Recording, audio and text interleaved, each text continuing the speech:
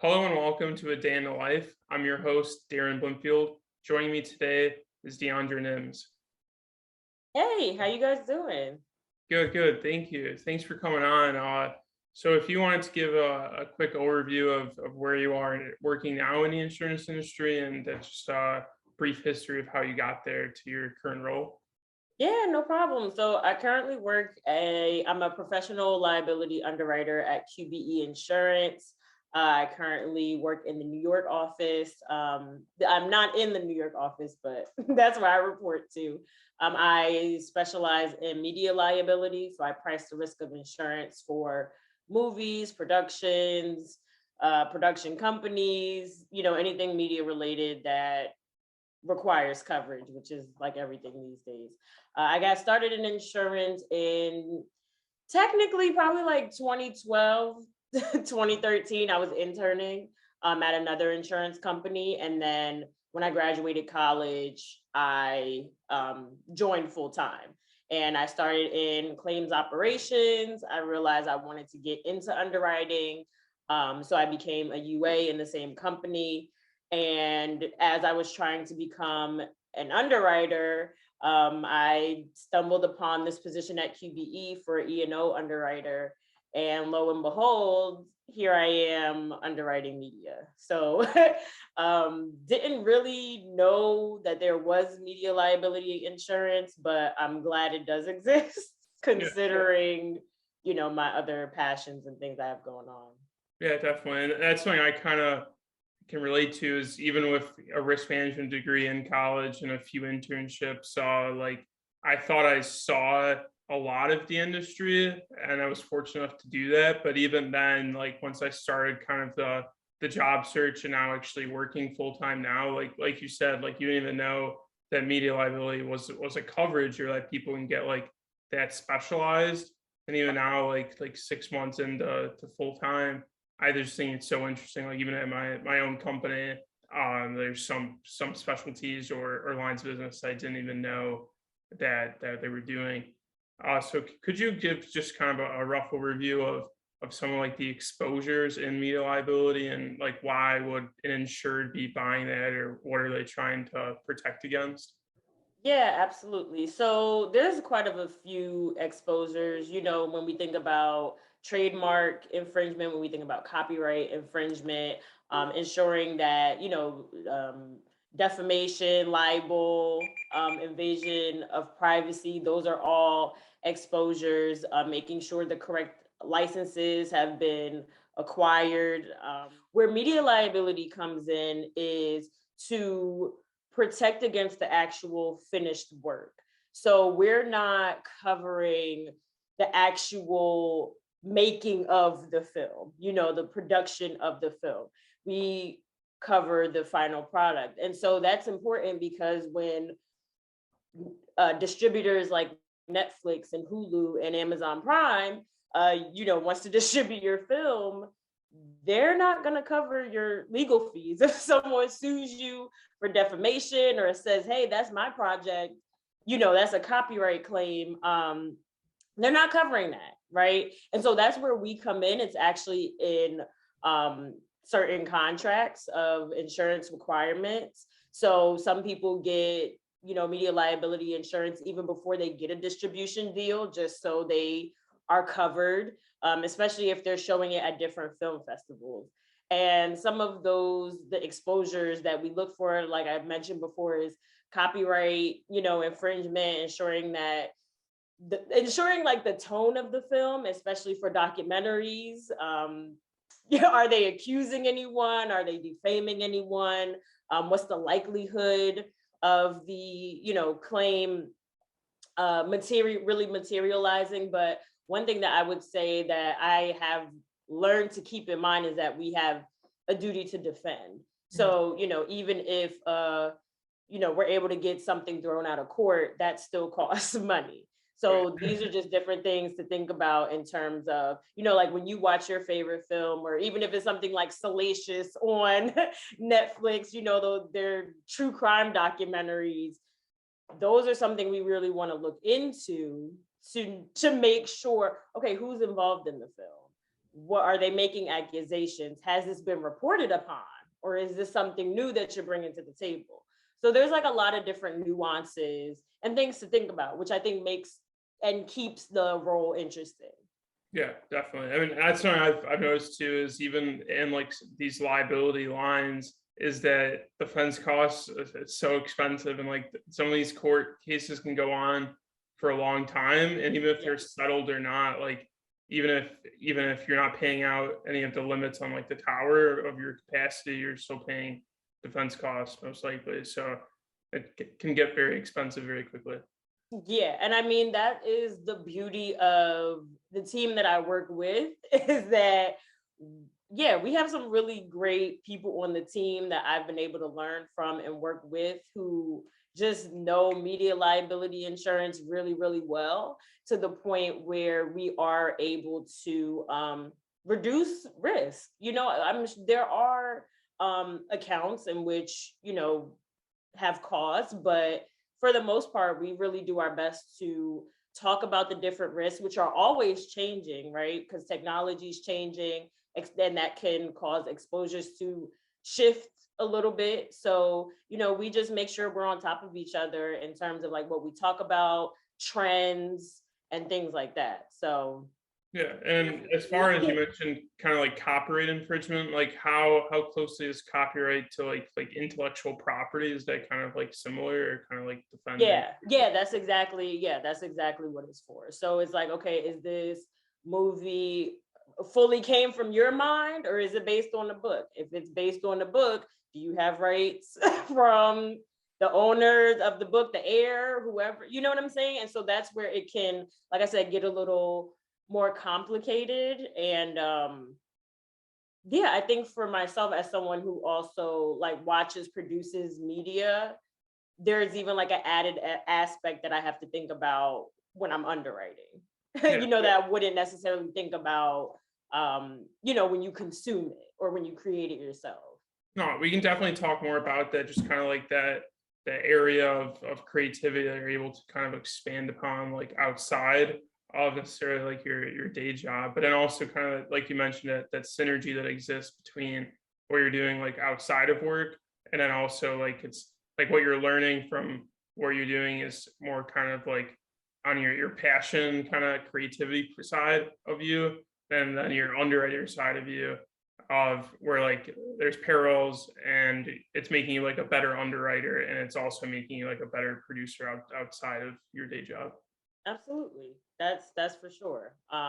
Yeah, I like even speaking to that, I've always been a creative person. So all my life I've been creating from dancing, theater acting, rapping, radio show hosting, interviewing, you know, now I'm doing videography, content creation, short films. You know, I just do whatever whatever I'm interested in. And it kind of always leads back to creating something. But I do remember a time where my professional life and my personal life weren't really overlapped like that. Yeah, and it was, I would say, where I'm at now, retrospectively, it was more difficult because, you know, I've had to kind of show up differently in these different spaces, so to speak. So to grow as a creative and a content creator outside of work, and then to be with a company that also values that and sees that and hones in on that creativity to bring it out to, you know, do my 9 to 5 job has been like, I'm trying to find more ways to make it even more seamless. Like, you know what I mean? So Yeah. what can you kind of say if like was there a time in your career, like a couple of years after you like graduated college or something, where you kind of realized like maybe at first it was like, oh yeah, like it's awesome, like now I have a full-time job and like wow, making good money, learning a lot of cool stuff about especially in insurance, you're learning something new every day, but then like if it wasn't kind of like a mismatch or something of like, oh, outside of work you were just like completely like divided of like, oh, like personal versus like professional life. And then did you kind of feel like that need that you like needed to do something to kind of like bridge that gap or cause more overlap between them? Or Um, no, I honestly didn't think there would ever be a way to bridge them together. Like I thought I would just have to always keep it separate, maybe mention things to certain colleagues when I'm doing something in my personal life, but I didn't even know there was a lane for me to do this. I would say like, yeah, like 2019, I started, trying to find positions in media, content creation, type of field, thinking that's my only outlet, Yeah. right? To really like break into entertainment. So um, like I said, when I applied for the position, it just said E&O underwriter, and so with that, I said, okay, well, when I was in claims operations, I was working on E&O. And when I became an underwriting assistant, I was an underwriting assistant. So I just kind of merged. I'm like, well, I think I know enough. Yeah. And so it wasn't even until I had um like my interview where I mentioned that I have my own production company, and that, I mean, I could even speak more on that, just how that opened up a lot more conversation and was able to fill in the gaps of skills that I didn't necessarily learn on paper or learn on the job, but that I developed in my personal life.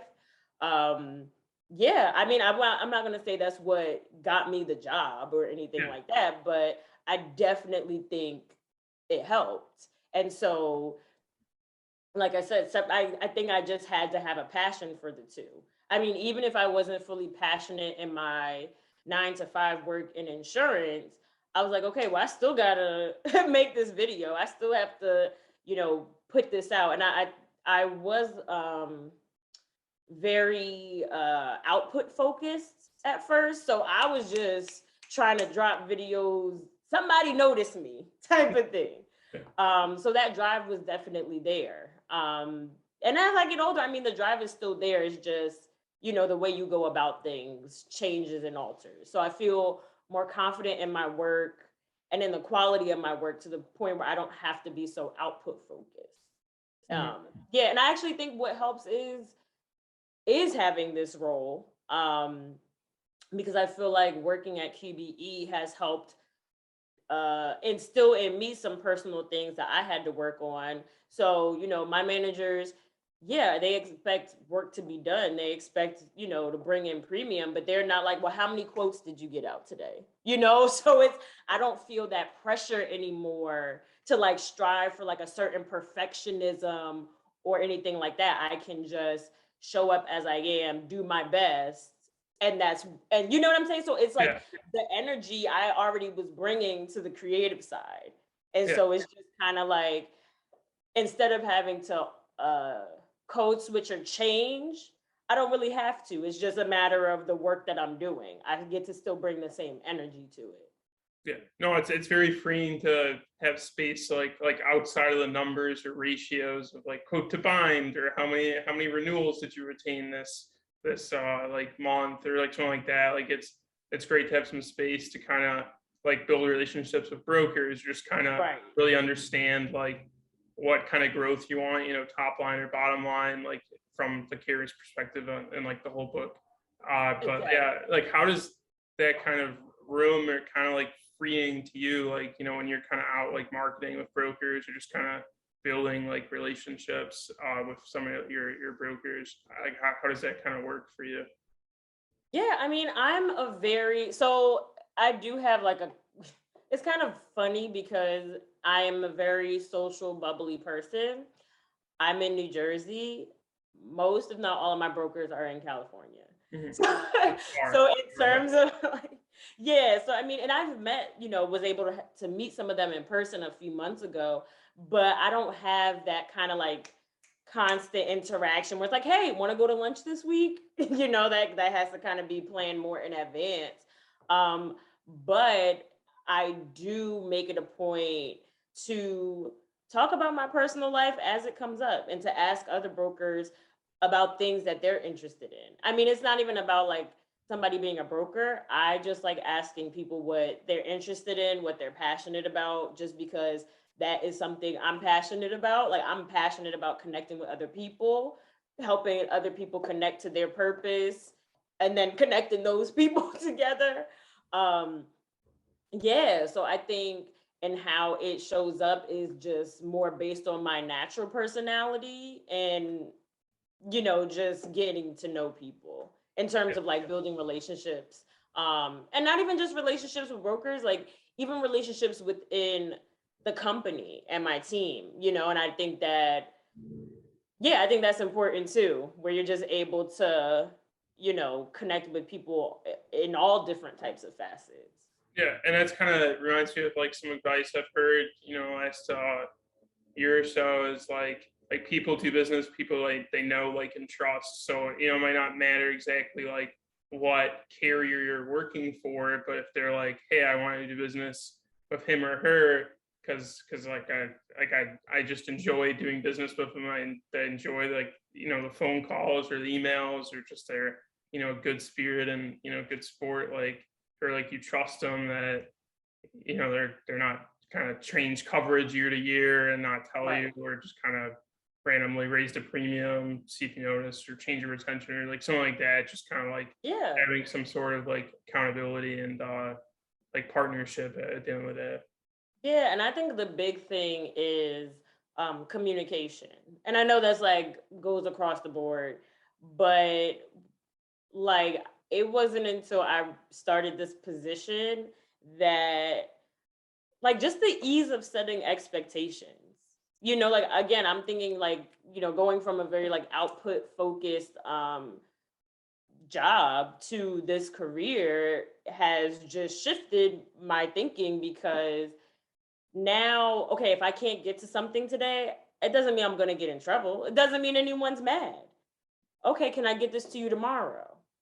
Or Mhm. can I get this? You just kind of set people's expectations and you communicate in that way. And I think that also helps you become accountable.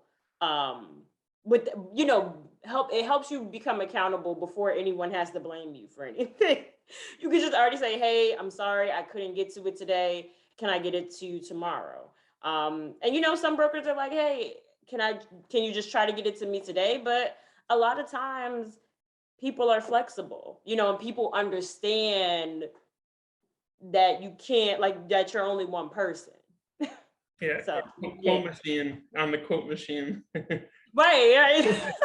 Exactly. Literally. Like I am only one person. I have multiple brokers to Yeah, send to. So give me a minute. But luckily, like I said, I work with a team and brokers who are pretty understanding, you yeah. know. And then kind of outside of work, like, what do you do to share, this career path with, students, or just kind of show them that, there's more to insurance than, what they see on TV commercials. Yeah, I mean, so that's still a challenge. Yeah. I did recently speak to a group of high school students. A friend of mine basically came together with this like paid internship program for high school students. I believe it was 3 weeks, and he had different people, come in and talk about what they do. And so in that presentation, that's kind of where, well, that's not kind of where, that's where the corporate creative was born. And so that's why I named my presentation. That's what I'm calling myself moving on out.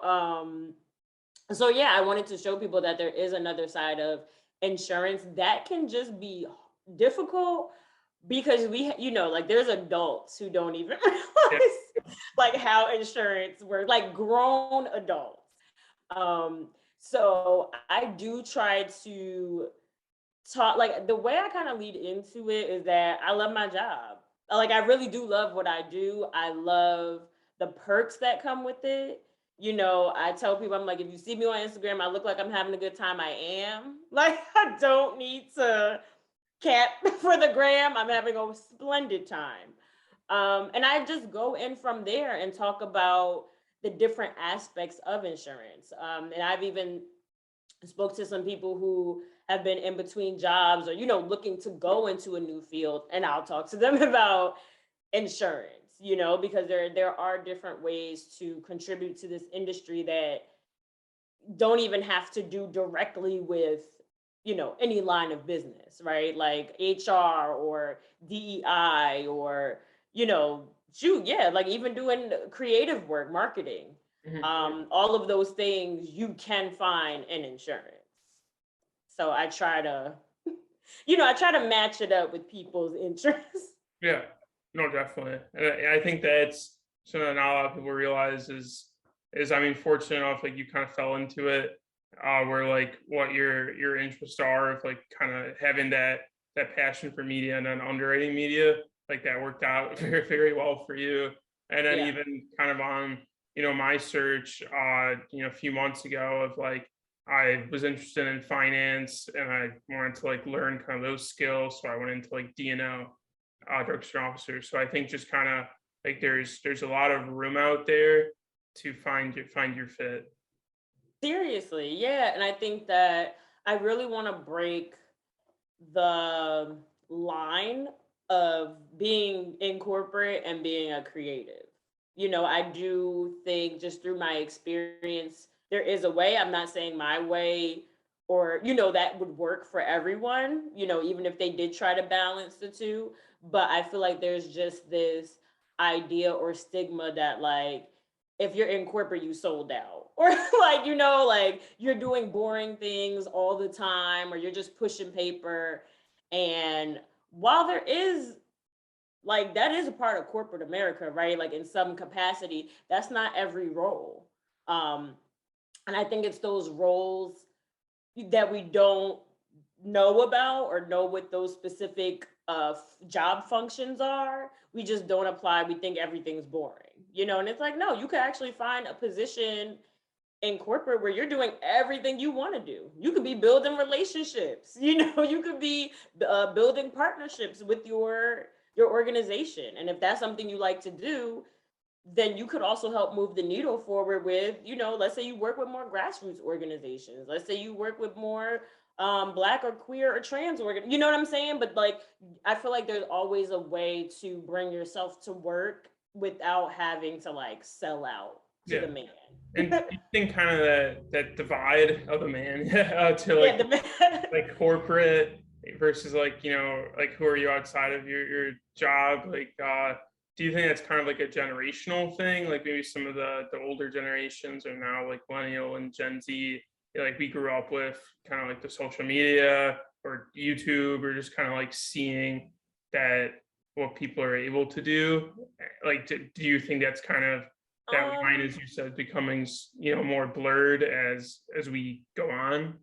Because um now it's like corporations themselves are like very active on social media and like you're like, what does this brand stand for? And whatever the brand stands for, like you would think, I don't know, like the employees would have some sort of like stance on it too or something like that. yeah. No, I get you. I would hope so. I think in terms of like the generational standpoint, I think it was also just a different time. Mhm. Like I can't say it was like, oh, well, the baby boomers, they just said work hard and and you'll climb up the ladder. Because yeah, back in the day, that's what you did. You worked at a job for 25 years and you would, hopefully move up if you worked hard enough. As time has progressed, that's not the full story. I don't know if that was ever the full story, but that's just not the full story in the today of things, right? Like you can, yeah, you can follow a passion, right? And I think even with the generational times changing, the older generation raises the younger generation. So I feel like there is still kind of like still a stigma there somewhere, about like you have to pick one or the other, I would say.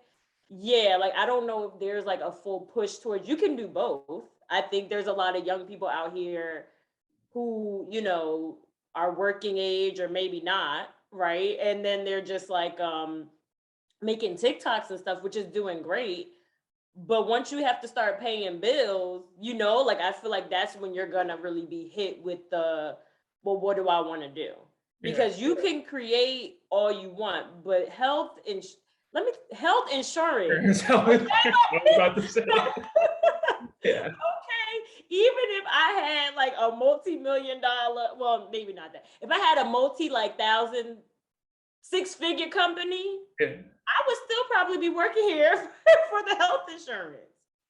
You know what I mean? And not even as a way of like, oh, I'll just work there for, no, I would still give it my all, but there is something to be said about taking care of yourself. Um, yeah, and I think like when you're an artist, you're a creative, you're not thinking about that. You're thinking about the art. You're thinking about how can I get this out here? How can this resonate with people? And I think having both, because even if you don't work in corporate, it's good to have business acumen. It's good to know, like, have a good work ethic. And that can be some of the place and space where you don't see that in creatives. You know, you may not see a certain professionalism. And in the same vein, that's why in corporate you don't see sometimes a certain sense of creativity. So I think as society evolves and corporations, businesses evolve, the line can become blurred if you know what I'm saying, like if we Yeah. do it ourselves, like creatives, okay, get some business acumen, corporations and business get some creatives. Yeah, I think like, at the end of the day with that is you're just expanding your skills as an individual, and you're just branching out, you're learning more. And like I think that also at the end of the day could make you like a more valuable employee as well. Like if you know more skills than you did because you were doing this project outside of work, now you're, whatever skill it is, like soft skill or, more technical kind of hard skill, like it's like it'll benefit the company and yourself at the end of the day too. Yeah, and that's what I'm trying to develop more within myself thought wise. And then I want to hopefully inspire other people to get that same thought process. Like, okay, for example, I back in the day I was editing a podcast for someone. I was like producing a podcast. Um, did that for a certain amount of years, stopped doing it for a certain amount of years. A friend of mine came to me and said, hey, can we book you to do our podcast? So, like, even though that's not something that, okay, that's a service I offer on my website, so to speak, I still know how to do it because I've done it before. And I just try to think of, like you said, like the soft skills, like how can you make them hard skills? Like, and I think that we always get an opportunity to do that. It just depends on if we see it as an opportunity to grow or if we see it as a nuisance. But yeah, I think everything like just starts with the mind, and even speaking to like reaching out and touching. It reminds me of a conversation I had with an author, Jodie Patterson, and she's like, she calls herself a starfish, and she's like, because the starfish just reaches out and touches whatever it touches. And even in, she's had like over 20 different career paths in her life that have all done well, but just because she allowed herself to do that. And I think that, yeah, in both scenarios, creative or corporate, let yourself reach out. You don't have to be in a box either way. You can be all of these things, and all of these things you can carry with you no matter where you go. Like, yeah. No, that's great advice. And as we wrap up here, is there anything or any piece of advice that somebody told you or maybe did tell you, once you graduated college and kind of started like your first job?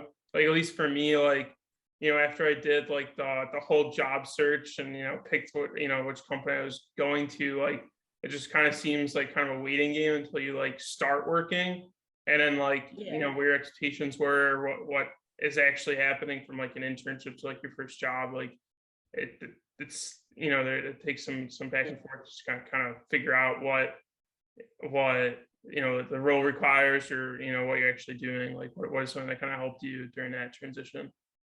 Oof. Um, wow, that is a really great question. I would say, I would really say the thing that I've learned the most is to not just be a starfish and like reaching out, but be a starfish in terms of like flexibility. Mhm. I feel like, we all want things to go our certain way. We all want to have that plan. We all want, X to get to Y to get to Z, but that's not how life works. And I feel like the more we learn how to flow instead of trying to like direct how the water should go and we just flow with it, a lot of great things can happen. That's where you can using the starfish analogy, that's where you can really chill and Yep. see what your arms touch, see what's in that water for you. That's definitely something that's I've taken with me in corporate and in these space where I, push for diversity, equity, and inclusion. Every space, like this is just who I am. I don't have to change. I'm just flowing.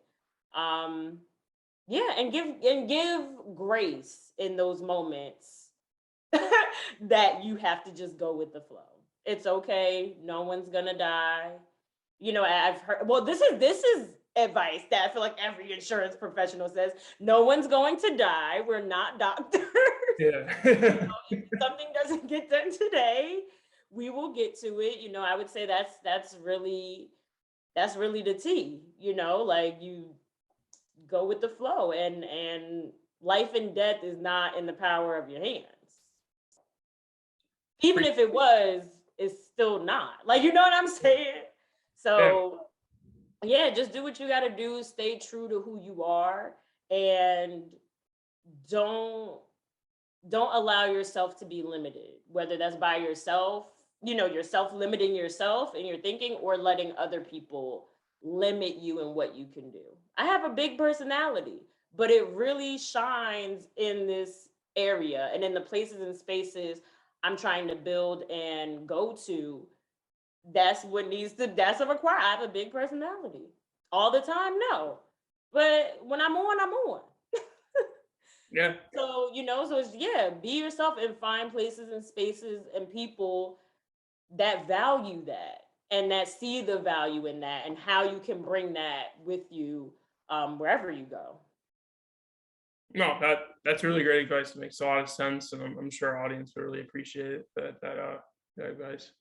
Yeah, Um, of course. And thank you for doing this, Darren. I think this is a really great platform. I just want to put out there, I want to come back on because I okay. feel like there's a lot of stuff. All right. Because I feel like we could talk about a lot of other stuff too. But yeah, I think this is a great an outlet for insurance professionals. Because I'm an insurance nerd, but a lot of people wouldn't necessarily know that. Yeah. Just meeting me. So this is awesome. Yeah. Well, thank you so much for your time, and thanks for coming on.